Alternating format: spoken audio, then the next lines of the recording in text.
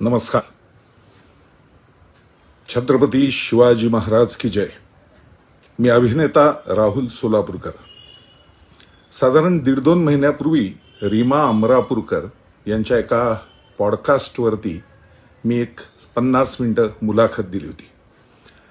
त्या मुलाखतीच्या दरम्यान एका प्रश्नाला उत्तर देताना मी इतिहास आणि इतिहासातल्या रंजक गोष्टी कशा बनतात याविषयी बोलताना छत्रपती शिवरायांच्या आग्र्याहून सुटका या विषयावरती काही गोष्टी बोललो.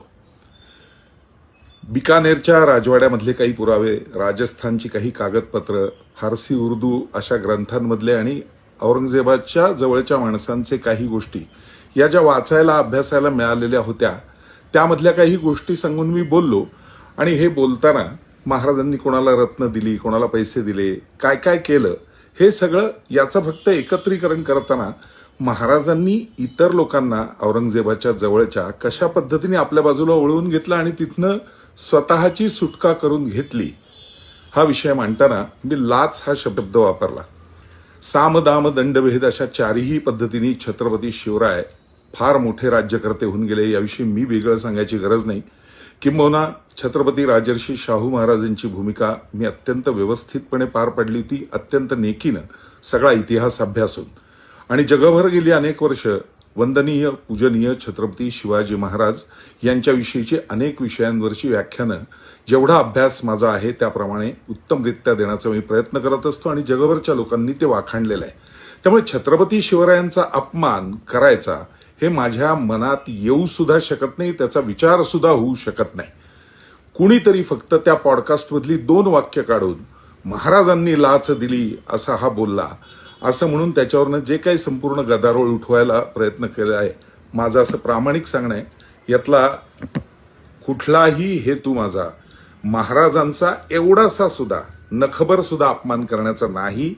मी इतिहास रंजक कसा केला जातो, यासाठी काय काय गोष्टी भरल्या जातात हे सांगण्याचा फक्त प्रयत्न करत होतो. पण हे बोलण्याच्या नादात लाच या शब्दामुळे जर शिवभक्त शिवप्रेमी नाराज झाले असतील तर मी मनपूर्वक दिलगिरी व्यक्त करतो. छत्रपती शिवरायांचं गुणगान गातच आयुष्यभर मी मोठा झालेलो आहे, गडकिल्ल्यांवरनं वाढलेलो आहे. रायगडावरची डॉक्युमेंटरी त्यासाठीच मी केलेली होती की आपण कसं पंढरपूरच्या जसा वारकरी असतो त्याच भावनेने छत्रपतींच्या समाधीसमोर नतमस्तक झालं पाहिजे. अनेक कार्यक्रमांना आणि महाराजांच्या इतर सर्व गोष्टींना सातत्याने वंदन करून पुढे जाणारा एक मी शिवप्रेमी नागरिक आहे महाराष्ट्रातला. त्यामुळे ज्या कोणाला असं वाटत असेल की मी काही बोलल्यामुळे भावना दुखावल्या, शिवाजी महाराजांना कमी लेखण्याचा प्रयत्न केला, तर असं माझ्याच्यानी स्वप्नात सुद्धा होऊ शकत नाही. हे कायम लक्षात ठेवा. माझं प्रामाणिक मत एवढंच आहे की याच्यावरनं उगाच काहीतरी महाराष्ट्रात गदारोळ उठवू नका. तुम्ही म्हणत असाल तर इथून पुढे शिवाजी या विषयावर मी बोलणं सुद्धा बंद करेन. मी जो काही विषय मांडण्याचा प्रयत्न केला होता तो विषय मांडताना मी फक्त मूळ इतिहास आणि रंजकता असा विषय घेऊन त्याविषयी बोललेलो होतो. त्याविषयी अनेक इतिहास अभ्यासकांनी उत्तम लिहिलेलं आहे. अनेक पुरावे उपलब्ध आहेत, फारसी गोष्टींपासून राजस्थानच्या बिकानेरच्या राजवाड्यात जिथं औरंगजेबाचा मूळ तो करार सगळा जो मिर्झा राजे जयसिंगांबरोबर झाला तो उपलब्ध आहे. माझं एवढंच म्हणणं आहे की उगाच एखाद्या शब्दावरनं कीस काढायचा आणि एखाद्या व्यक्तिमत्वाला सातत्याने झोडपायचं हा विषय कृपया सर्व शिवप्रेमी भक्तांनी बंद करावा. पुन्हा एकदा सांगतो, लाच हा शब्द वापरल्यामुळे जर कदाचित आपल्या सगळ्यांच्या भावना दुखावल्या असतील तर त्याबद्दल मी मनपूर्वक दिलगीर आहे.